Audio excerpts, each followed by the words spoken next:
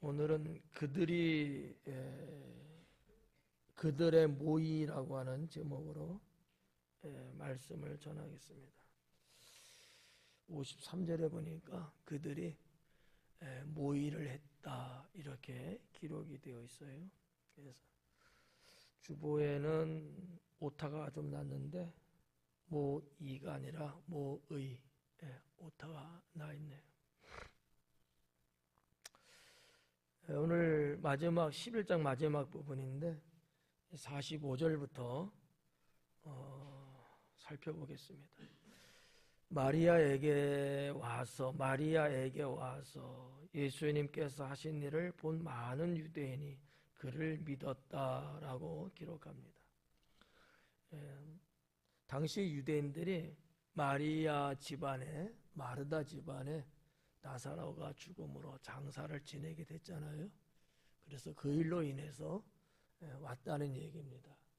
성경에 보면은 지난주에도 말씀드렸지만 어떨 때는 어떤 곳에는 마르다의 이름이 좀 강조되는 그런 기록이 돼 있고, 또 어디는 또 나사로 이름이 또 강조되는 부분도 있고, 지금도 보니까 마리아에게 와서, 마리아가 또 이렇게 좀 강조되는 부분도 있어요. 학자들은 일반적으로 이 삼남매의 제일 나이 많은 자는 마르다다 이렇게 보는 견해가 강합니다. 그렇지만 또 한편으로는 나사로가 그들의 오빠다 이렇게 또 보는 학자들도 있고요. 이제 마르다는 뭐 이 사람들이 보나 저 사람이 보나 막내다 이렇게 보는 것은 공통적인 것 같아요. 근데 여기 지금 마리아가 지금 나오잖아요. 마르다도 아니고 나사로도 아니고 마르다의 집에 온 자들, 나사로의 집에 온 자들 이렇게 말하지 않고 요한은 마리아의 집에 온 자리라고 표현하고 있거든요. 과연 이것은 왜 그랬을까? 라는 부분이죠. 이 부분은 이제 제가 나름대로 생각을 해보는 부분이에요. 마르다도 아니고 나사로도 아니고 막내라고 말하는 마리아인데 왜 유독 마리아에게 와서라는 표현을 했을까? 저는 이렇게 보죠. 이들 중에 예수님의 마지막 한때에 있어서의 중요한 영적인 사람은 마리아가 아니었겠는가 이렇게 보는 거죠. 우리가 이제 마리아가 예수님께 향유를 부은 사건을 잘 알고 있잖아요. 그날이 바로 수요일이거든요. 다른 성경을 보면 좀 헷갈릴 수는 있는데 마가복음 14장에 보면 6월절 이튿날에 이 일이 있었다 이렇게 기록하고 있거든요. 그날이 바로 수요일 오늘이라고 하는 거죠. 그러니까 사도 요한은 예수님의 때가 지금 마리아 향유를 붓는 사건이 11장 처음에 나오고 12장에 다시 한번 또 나오거든요. 근데 이것을 여러 가지로 종합해 봤을 때 6월절 이틀을 남겨놓고 일어난 사건이에요. 그래서 요한의 시각으로 봤을 때 마리아의 향유 옥합을 드렸던 사건, 그것은 예수님의 장례를 위함이라는 주님의 말씀을 근거로 해서 상당히 중요하게 다루고 있는 것은 아닌가 이렇게 보는 거죠. 또 하나는 예배 끝나고 오후에 제가 자료를 올리겠습니다만은 수요일에 일어난 사건의 또 다른 하나는 가룟 유다의 제사장과 예수님을 팔기로 모의하는 사건이에요. 그게 수요일 날 일어납니다. 그러니까 아이러니하잖아요. 예수님께 향유를 부어서 자기의 머리털로 주님의 발을 닦았던 마리아와 비교해서 예수님을 은 30개에 팔아넘기는 가룟 유다. 이게 같은 날 수요일에 벌어진 사건들이거든요. 자, 이런 여러 가지 정황을 봤을 때 제가 해석하기는 마리아가 그만큼 중요하다는 것을 사도 요한은 의도적으로 말씀하고 있는 게 아닐까 이렇게 봐집니다. 그래서 마리아에게 왔다라는 요 표현, 사실 마리아는 막내인데 마리아 보고 왔겠어요? 그것보다는 오히려 나사로나 마르다 때문에 왔겠죠. 그럼에도 불구하고 마리아에게 왔다라는 이런 것은 상당히 신앙의 좀 색다른 영적인 표현이 아닐까 이렇게 생각합니다. 예수님께서 하신 일을 본 많은 유대인들이 예수님을 믿었다 그래요. 예수님께서 하신 일은 도대체 어떠한 일일까? 많은 일들이 있겠죠. 그 중에서 바로 앞에 일어났었던 일, 나사로가 살아난 일. 그러니까 성경 다른 데서 보면은 그 많은 일이라고 나와요. 근데 많은 일이면 뭐 이것저것 많잖아요. 하지만 그 많은 일이라고 표현한 것조차도 사실은 나사로를 살리신 일을 언급하고 있는 내용이다. 이렇게 볼 수 있다는 거죠. 예수님께서 하신 일을 본 많은 유대인들이, 그러니까 오늘도 보니까 이 유대인들이 많이 왔다는 거 우리가 알 수 있어요. 우리가 11장 시작하면서부터도 보면 많은 유대인이 왔다 그랬거든요. 똑같이 지금 45절에서도 많은 유대인이 왔다는 거예요. 근데 그들이 예수님을 믿었다라는 얘기죠. 여러 학자들을 제가 한번 살펴보니까 뭐 긍정적으로 말하는 분도 있고 부정적으로 말하는 분도 있더라고요. 저는 일단 긍정적으로 봅니다. 이들이 예수님을 믿었다는 것은 일단 긍정적이다. 왜냐하면 헬라 성경 원어에도 피스투어라고 하는 우리가 늘 말하는 이 믿음이라고 하는 것을 언급한 단어를 썼고, 그래서 그들의 이 믿었다고 하는 것은 그냥 뭐 겉으로 아니면 가증스럽게 뭐 이런 어떤 개념보다는 정말 믿었다라고 보는 것이 맞지 않을까 이렇게 보는 거죠. 여기까지는 그래요. 예수님이 행하신 많은 표적들을 보면서 이 자는 예사롭지 않은 자구나, 보통 사람이 아니구나, 가장 최소한으로는 선지자다 이렇게 봤을 거고요. 가장 크게는 하나님이 보낸 자다 이렇게 봤다는 얘기죠. 물론 선지자도 하나님이 보낸 자는 맞아요. 그런 개념의 하나님이 보낸 자라는 얘기가 아니라는 거예요. 제가 볼 때는. 제가 표현하는 하나님이 보낸 자라는 개념은 마치 메시아라고 딱 찍어서 말하기는 어렵지만 그와 거의 동일시할 정도로 이것만을 위해서 온 자구나 라는 정도까지는 그들이 믿었다라는 얘기죠. 단순한 표정만 보고서 그것만 믿는, 기적만 따라다니는 그런 어떤 행위의 믿음을 말하는 건 아니다라는 얘기입니다. 예수님을 마음으로 받아들이고 그냥 인정하는 그 정도는 최소한 있지 않았겠느냐 이렇게 볼 수 있다는 겁니다. 자, 45절에 이제 그런 내용을 보면서 46절에 보니까 그 중에 어떤 자는 바리새인들에게 가서 예수님께서 하신 일을 알리니라 그래요. 뭐 많은 유대인들이 모였지만 100%의 유대인들이 다 예수님을 믿지는 않았을 겁니다. 그 중에 이제 아주 적은 소수는 뭐 여러 가지 의미로 우리가 분석해 볼 수 있는데 크게 한 3가지 정도로 좀 볼 수 있을 것 같아요. 바리새인에게 가서 이 일 있는 것을 이야기한 그들은 왜 그랬을까? 첫째는 포상금이 걸려 있었다라는 거죠. 이건 역사적인 이야기고요. 또 우리가 마지막 57절에도 보면 신고하라고 이렇게 명령을 해놓은 상태거든요. 그러니까 그 옛날에도 어떠한 특별한 어떠한 일을 한다든지 범죄자를 색출하는 데 있어서는 이렇게 정부에서 포상 제도를 거는 경우들이 있었다라는 거죠.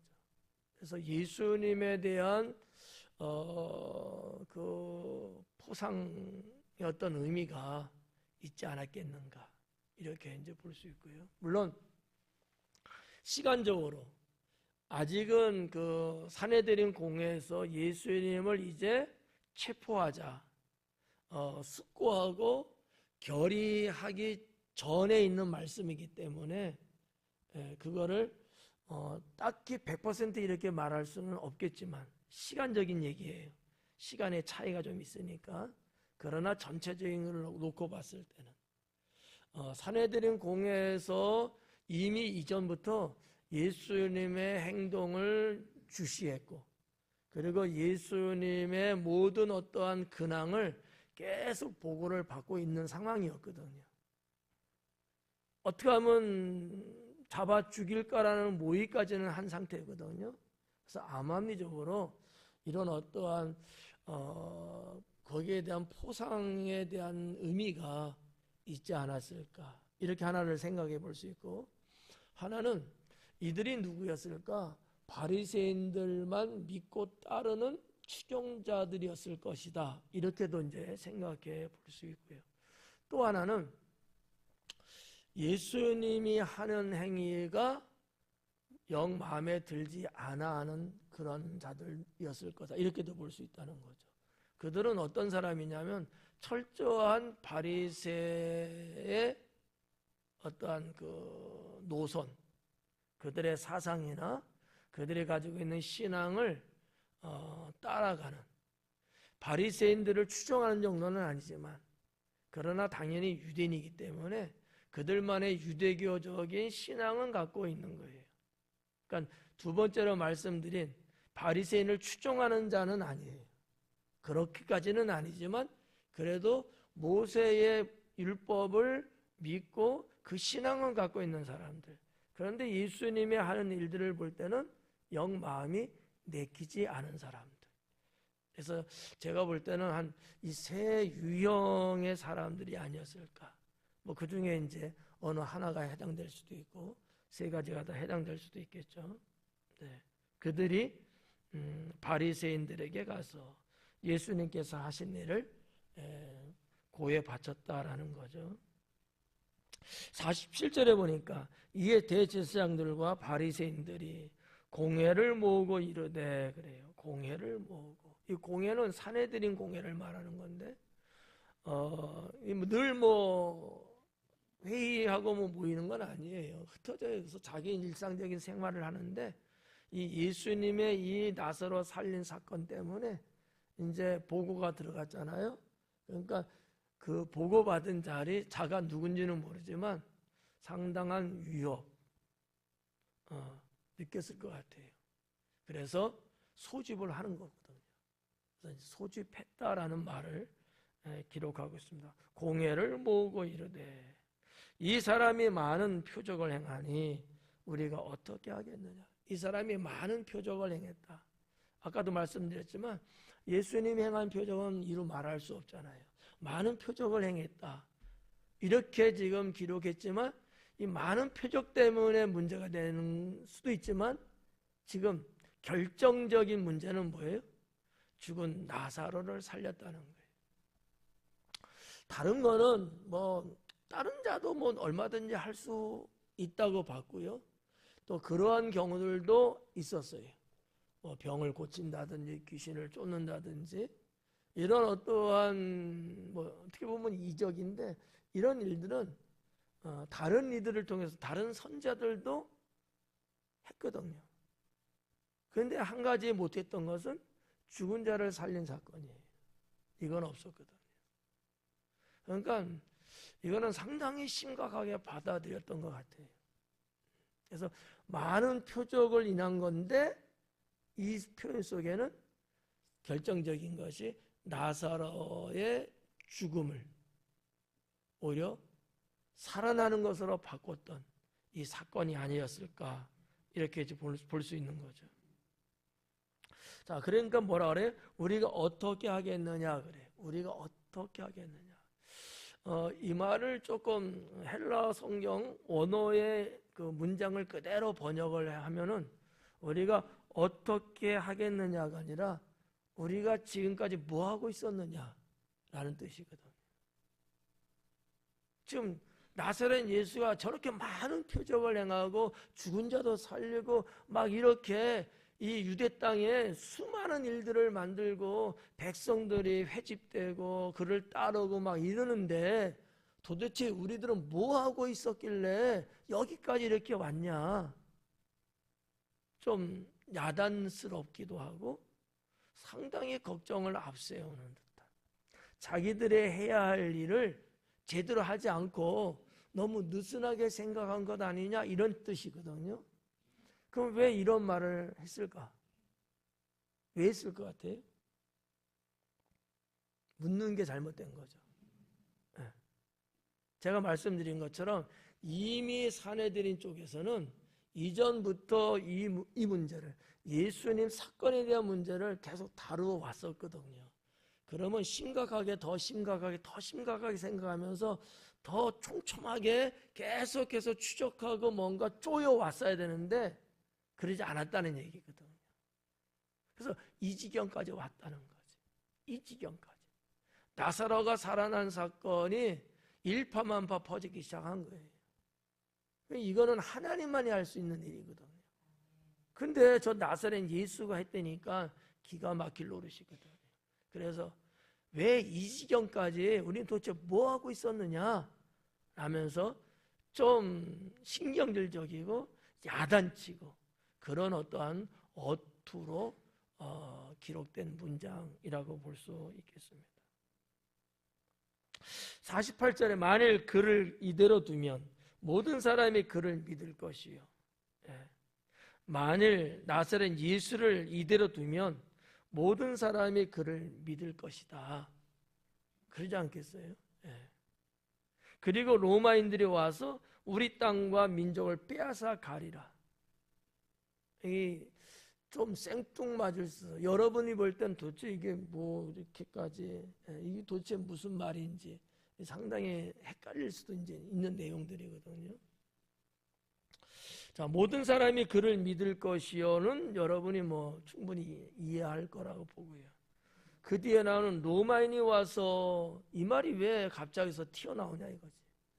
아니 나사렛 예수가 이렇게 저렇게 하고 그런 것들이 이제 일파만파 퍼지고 그런데 무슨 로마가 뭐 등장을 하고 로마가 우리의 것을 다 뺏어가고 이러한 이야기가 과연 여기에 어울리는 말일까 이렇게 생각해 볼 수도 있거든요. 이거는 좀 뭐 역사적인 걸 조금 좀 생각해 볼 수 있는 건데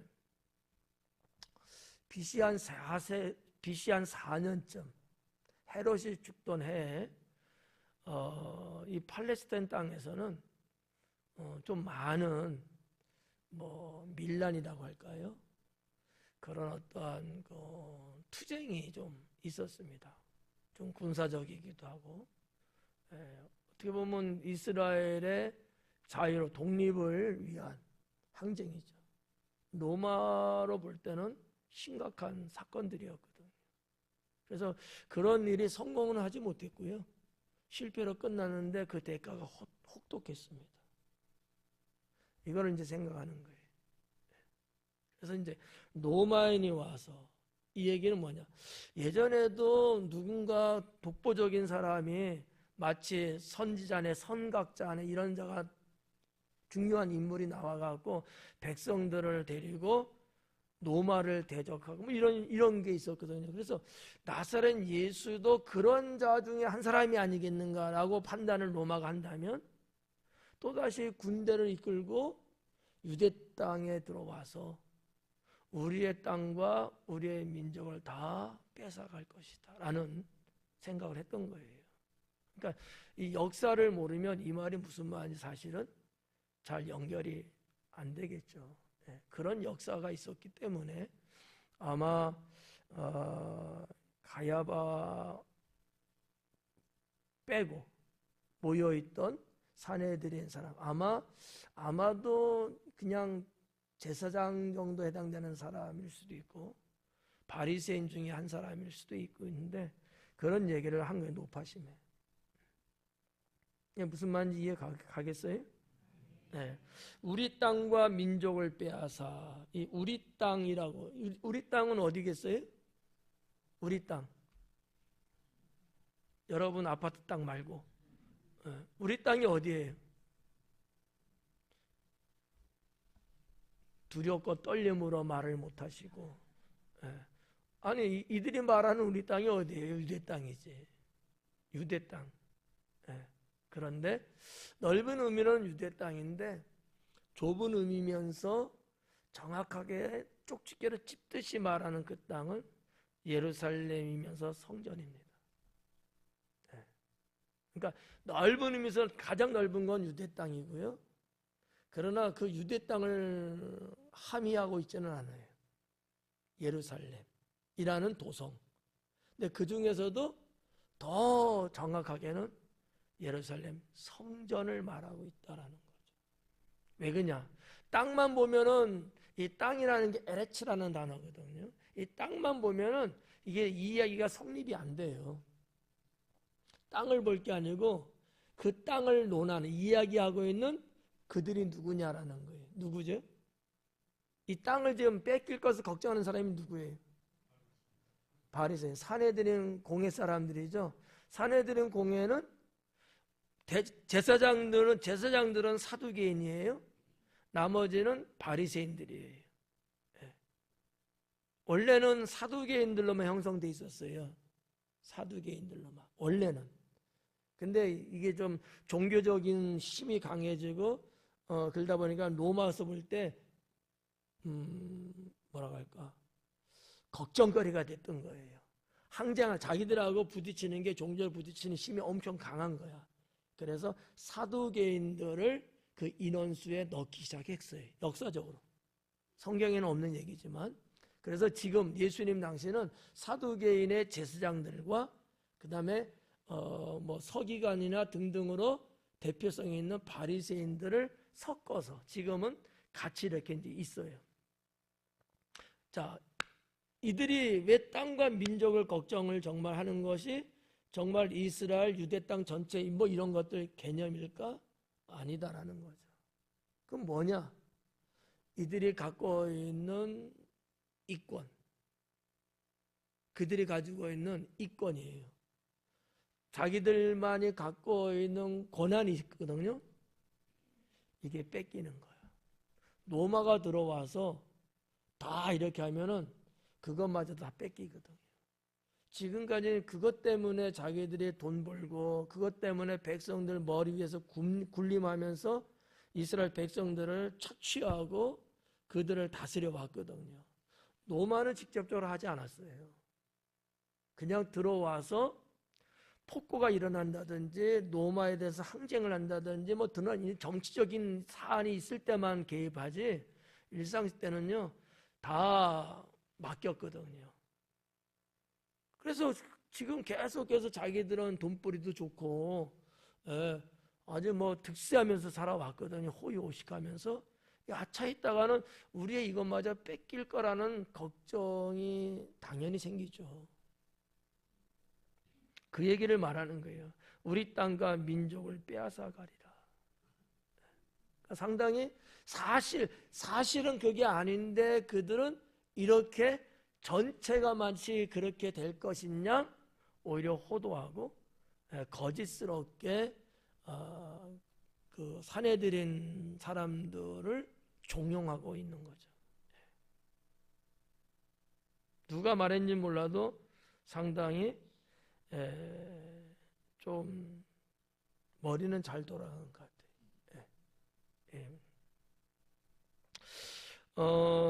그때 이제 49절에 보니까 그 중에 한 사람 그 해의 대제사장인 가야바가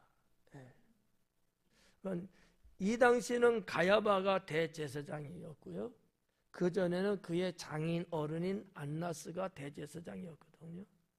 근데 이제 성경에 우리가 강의하고 넘어왔습니다만 성경에는 안나스가 대제사장이 아니에요. 이전의 대제사장이지. 그럼에도 불구하고 사람들은 여전히 대제사장이라고 불러주고 있어요. 우리나라하고 좀 비슷한 것 같아. 예. 그죠? 우리도 뭐 이전에 뭐 이렇게 회장을 했다든지, 이전에 목사님이라든지, 그러면 끝났는데도 불구하고 계속 호칭을 이렇게 부르는 성향들이 우리도 있거든요. 예. 특히 이제 종교 세계는 그게 좀 강하죠. 목사님이었는데 목사님이 목회를 그만두셨어요. 그러면 뭐가 되는 거예요? 그냥 성도인 거야. 목사님 아니잖아요. 근데도 여전히 목사님이라고 호칭을 하죠. 딱히 뭐로 부를 수가 참 어려운 거예요, 그게. 이런 것처럼 대제사장은 단임제거든요. 단임제. 한 해 한 해 바뀌어요. 예. 그런데 계속해서 불러주는 거야. 근데 계속해서 또 연차로 계속해서 또 이렇게 해. 누가 타치를 안 하고 자기네끼리 이렇게 하다 보니까 이런 경우들이 좀 있죠. 그래서 뭐 지금 다룰 얘기는 아닌데 제사장 제도는 순범제 돌아가면서 하거든요. 24 제사장을 추구를 해갖고 24명이 돌아가면서 계속 이렇게 사거든요. 그래서 저 변방에 있는 제사장일지라도 자기 순번이 오면 예루살렘으로 들어와서 그 일을 감당하고 끝나면 자기는 빠져나가 다른 사람이 또 들어오고 이런 식으로 순번제처럼 이렇게 돌아가면서 이제 한 것이 그 예수님 당시나 그 이전까지 그 제사장 제도가 이제 그렇게 돼 있었는데 가야바가 여기 이제 기록됩니다. 가야바가 그들에게 말하되 너희가 아무것도 알지 못하는도다. 그래요. 가야바는 어느 파예요?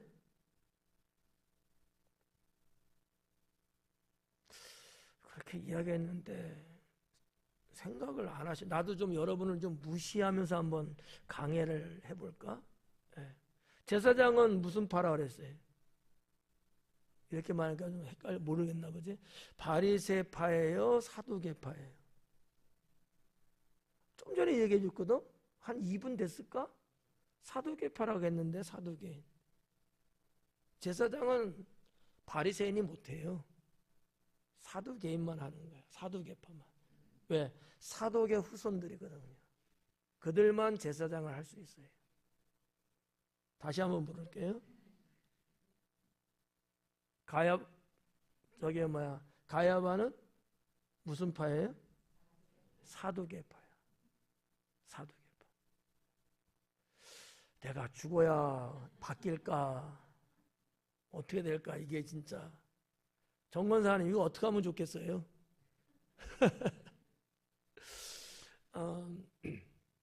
사두개파인 대제사장이 이 바리새인들을 완전 개무시하고 있는 거지. 뭐라 그래? 너희가 아무것도 알지 못하는도다. 너희는 쥐뿔도 모르고 있구나. 지금 문제를 해결하기 위해서 우리 이렇게 되면 이렇게 될 거야 하고 걱정하고 있는데 그 말에 지금 너희는 아무것도 모르고 있구나. 자기는 알고 있다는 거 아니에요, 그러면. 그죠? 상당히 무시적인 발언을 이제 한 거죠. 그러면서 뭐라 그래요? 50절에 한 사람이 백성을 위하여 죽어서 온 민족이 망하지 않게 되는 것이 너에게 유익한 줄 생각하지 않았느냐? 이게 무슨 말이에요? 뭐를 말하는 것 같아요? 나사렛 예수 한 명 잡아 죽여갖고 이 문제를 해결하면, 죽이면 땅과 민족을 로마로부터 뺏기지 않잖아요. 저 한 사람 딱 죽여버리면 깨끗해, 끝나는 거야. 저 한 사람은 죽는 것이 인간적으로 저 사람이 죽을 일이 아니고 어쩌고 그래서 죽일 수는 없지만 그래도 죽여버리자. 한 사람을 죽이고 나머지 우리 다 평안하게 살자. 그 좋은 거 아니냐, 이런 거거든요. 왜 그것도 모르냐? 너 이렇게 머리가 안 돌아가냐 이거야. 어때? 여러분 머리 돌아가요? 나 한 사람 죽이고 여러분 편하게 살면 돼. 예. 이 얘기를 하고 있는 거예요 지금. 참 그럴싸한 말 아닐까요? 한 사람이 백성을 위하여 죽어서 온 민족이 망하지 않게 되는 것. 이 망하지 않는다는 게 뭐예요? 앞절에서 말한 거. 땅과 민족을 뺏기지 않는 문제거든요. 네. 않는 거지. 너희에게 유익한 줄을 생각하지 아니하는도다. 그럼 뭐 하자는 거야? 죽이자는 얘기예요. 우리 눈 딱 감고 죽이자. 사실 예수님이 죽을 만한 죄는 없어요. 근데 죽이자 이거야. 어때요? 탁월한 방법이죠. 이런 일들이 오늘날 세상에도 많이 일어나요. 누군가 한 명은 아세셀 양 만들듯이 희생양 만드는 거야. 그걸 다시 뒤집어 씌우는 거지 뭐. 그러면 깨끗해지거든. 좋잖아요. 네. 야, 현명한 사람들이야. 대제사장을 아무나 하나? 이런 머리가 돌아가는 사람이 하는 거지. 가야바는 똑똑한 거야. 네. 나머지는 멍청해. 안 그런 것 같아요? 아주 얼마나 똑똑해요. 네. 그러니까 인간의 이 명석함이 상당히 있는 가야바였어요. 근데 놀라운 게 뭔지 아십니까? 성경을 안 봤으면 여러분 모를 거예요. 모르다는 얘기는 성경을 안 본 거야. 그 말을 하게 한 것은 성령께서 하셨다라는 거죠.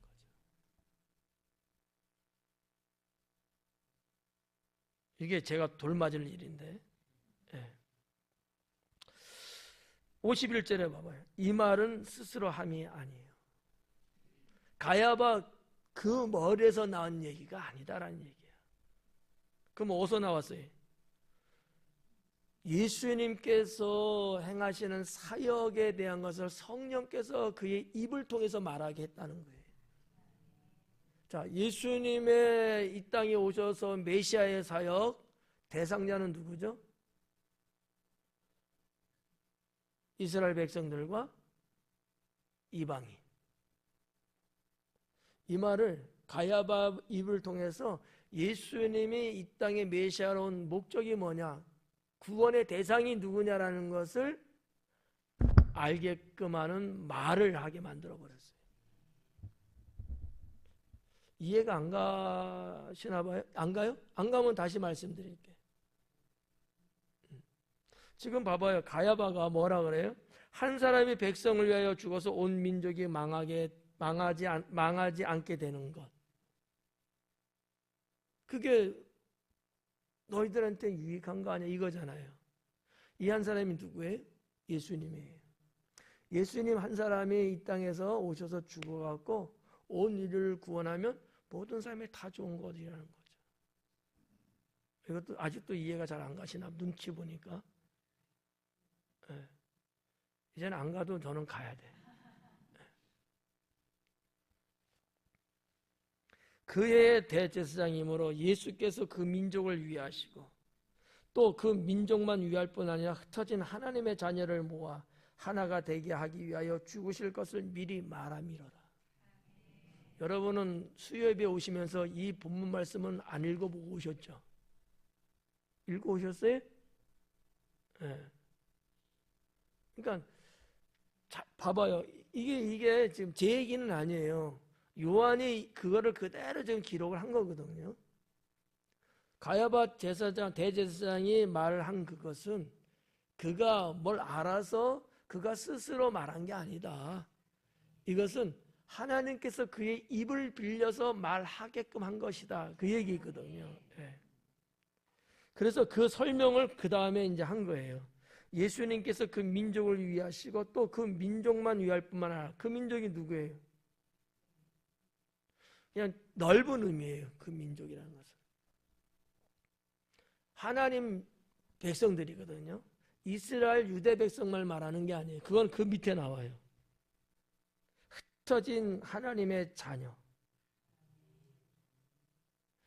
이거는 유대 백성이에요. 흩어졌다는 말이니까 디아스포라죠. 지금 이스라엘 백성들은 정치적인 문제 때문에 여기저기 흩어져서 지금 따로따로 살고 있어요. 팔레스타인에 살고도 있지만 이 모든 민족들을 위한 것이지만 또 누구예요?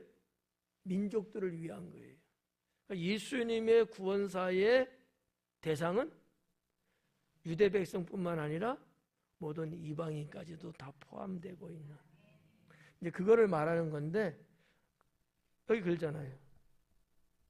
하나가 되게 하기 위해서 죽으실 것을 미리 말함이라. 미리 말했다는 얘기는 뭐예요? 예수님께서 십자가에 달려 돌아가시고 난 다음에 부활하시고 일어난 이런 어떠한 구원에 대한 징표, 구원에 대한 표적, 이런 것들이 있게 되는데, 그거 이전에 이렇게 말로 지금 표현하고 있다. 그런 이제 뜻이거든요. 우리가 이제 여기서 이제 뭐 50절 같은 데도 보면, 한 사람이 백성을 위하여 죽어서, 이 백성이라는 개념은 어떤 특별 집단적인 존재예요. 예. 라오스라는 단어로 되어 있는데, 유대 백성들을 말할 때 이 라오스 단어를 쓰거든요. 이런 독특한, 특정된, 뭔가 이렇게 선택된 그러한 자들을 말할 때 요 라오스라는 백성을 이야기합니다. 백성이 있는 반면에 또 뭐가 있어요? 온 민족이 망하지 않게 되는 것이. 민족이 또 나오잖아요. 백성이 나오고 민족이 나오잖아요. 민족은 큰 의미예요. 전체적 집단이거든요. 예. 그러니까 예수님 한 사람 때문에 하나님의 자녀인 유대 백성뿐만 아니라 그 이방인까지도 다 구원받게 됨을 이야기하고 있는 것이다라는 거죠. 그래서 저는 이 50절, 51절, 52절에 나오고 있는 이 말씀의 내용들을 저는 나름대로 번역을 하면서, 가야바가 말한 그 말은 성령께서 말하게 하심이고, 그 내용은 예수님으로 말미암아 하나님의 약속된 이스라엘 백성뿐만 아니라 이방인 모든 민족까지도 그 한 사람으로 인해서 구원받게 된다라는 것을 말하고 있는 거다, 이렇게 말씀을 드립니다. 그랬더니 53절에 이날부터는 그들이 예수님을 죽이려고 모의하니라. 그날부터, 이 모였던 그날이에요. 이날부터 모의한다라고 번역됐잖아요. 모의한다. 뭐 좀 우리나라 좀 쉬운 말로 수기하다, 아니면 뭐 회의하다.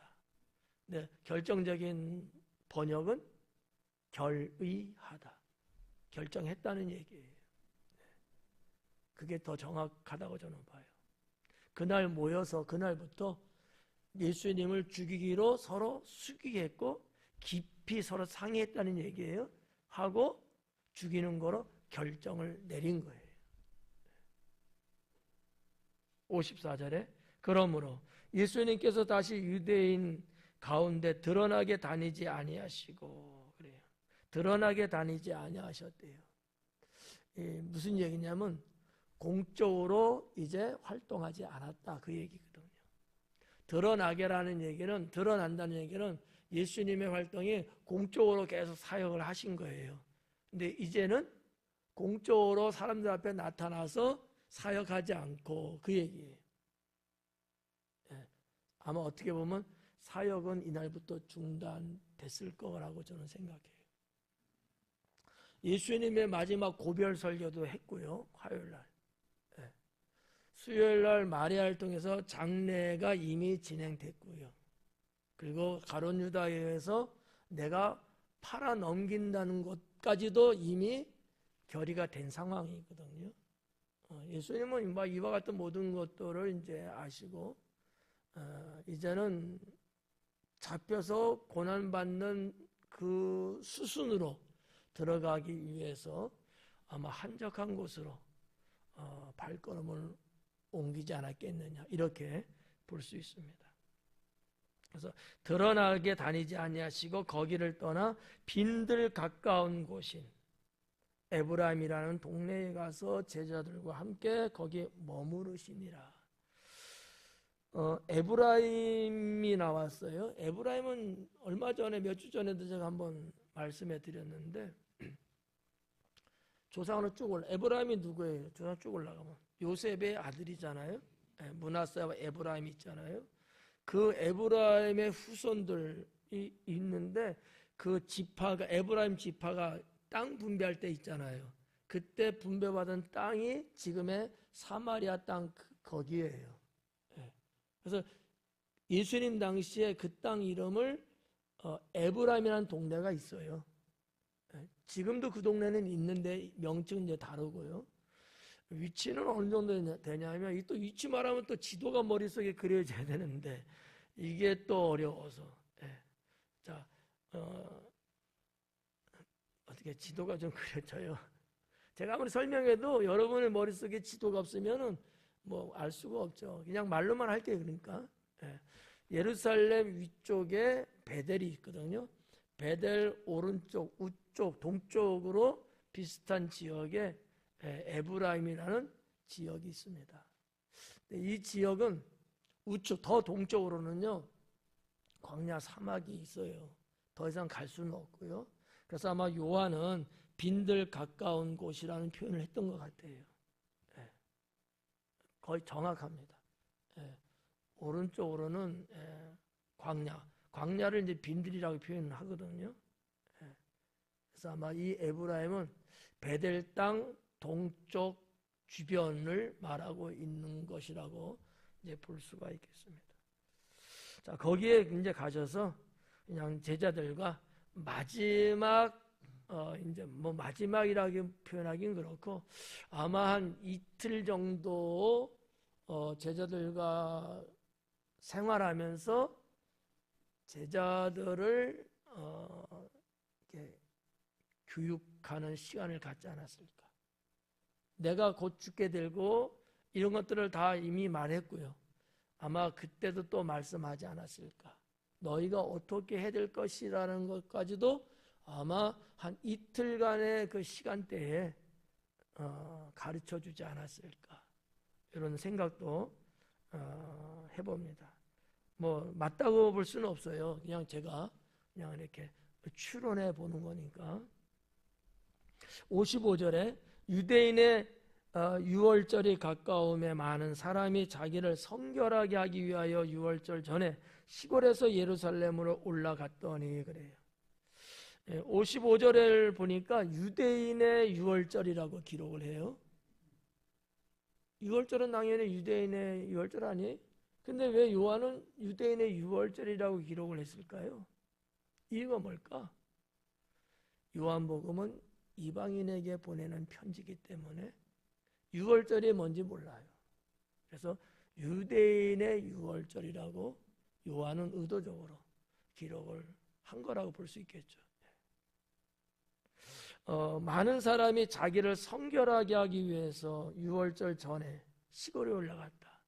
이제 모든 사람들이 유월절 뭐 며칠 전에 막 다 가는 거는 아니에요. 당일날 가는 사람도 있고 바로 전날 가는 사람도 있는데, 근데 어떤 무리들은 한 일주일 전에 올라가요. 왜 일주일 전에 올라갈까요?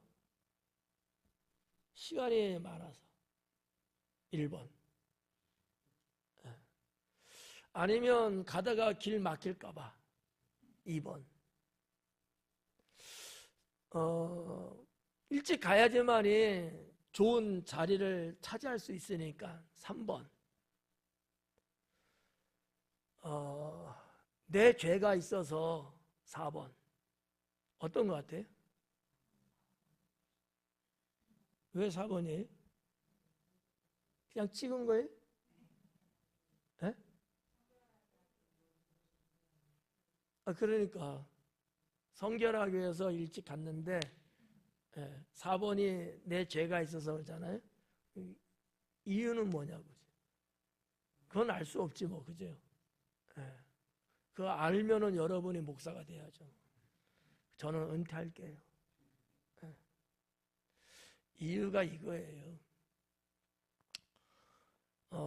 예수님 당시에 이방인들도 같이 많이 섞여 살았거든요. 사마리아 사람도 내나 이방인으로 취급을 했어요. 근데 이 사람들은 무덤 그들의 사는 집이 무덤하고 같이 섞이고 가까이 이렇게 어울려 살아요. 그냥 아무 문제 없이. 유대는 어때요? 그렇게 살 수가 없어요. 부정하거든요. 근데 그렇게 산 사람하고 유대인하고 서로 만나고 서로 했을 거 아니에요. 어쨌든 간에. 그러면 어떻게 돼 또? 부정한 사람하고 서로 뭐 터치하고 뭐 그러면 유대인은 어떻게 되는 거야? 부정해지는 거야. 그럼 부정해지면 뭘 해야 돼요? 7일 동안 정결례를 해야 돼. 결례를 치러야 돼요. 그러니까 6월절에 내가 참석은 해야 돼. 나 참석 안 해도 돼. 이런 생각은 유대인이라면 할 수가 없어요. 아니 뭐 오늘 뭐 예배 빠지지 뭐. 우리는 그러잖아.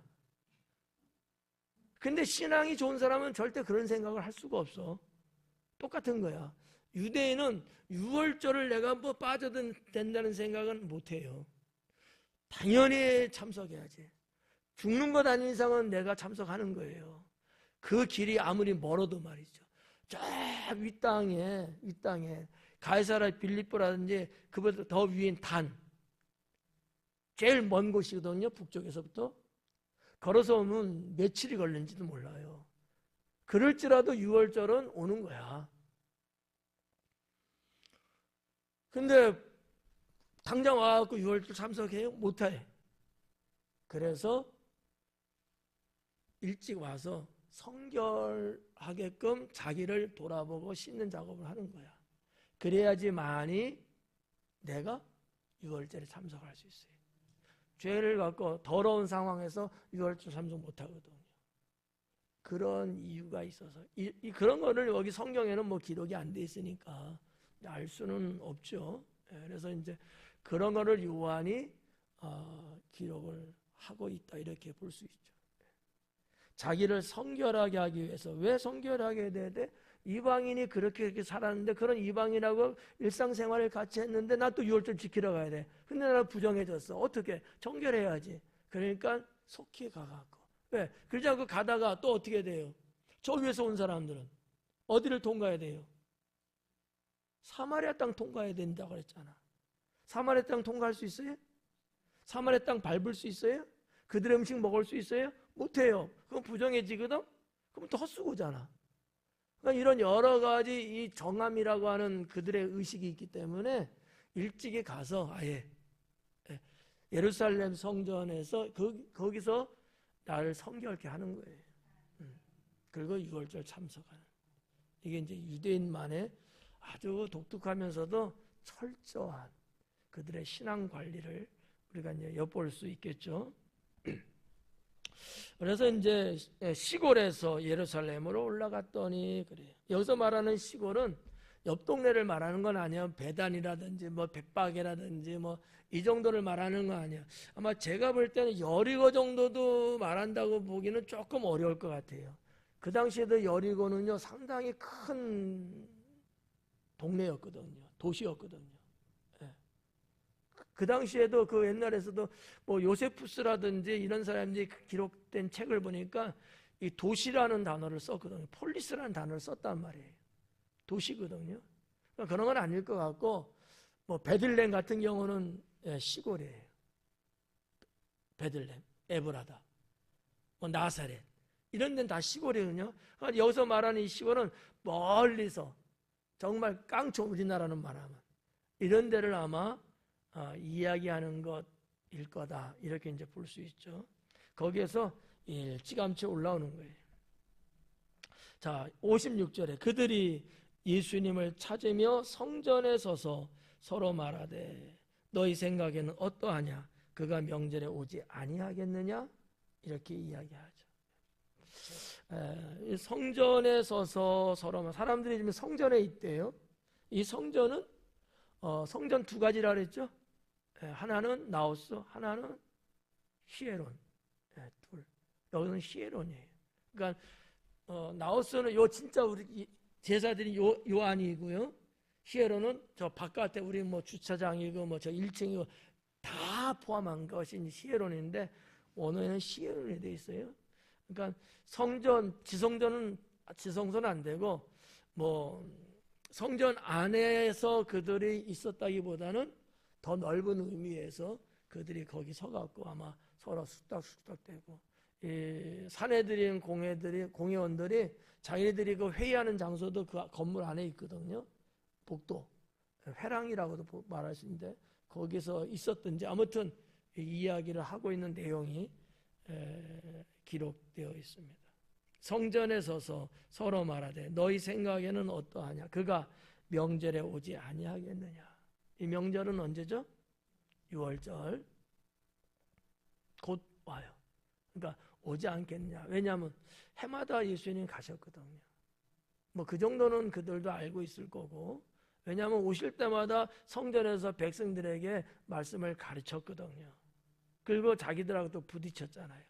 그러니까 해마다 왔던 것을 봤을 때 그래도 그가 지금은 우리 눈앞에서 사라졌지만 떠났잖아요. 지금 에브라임으로.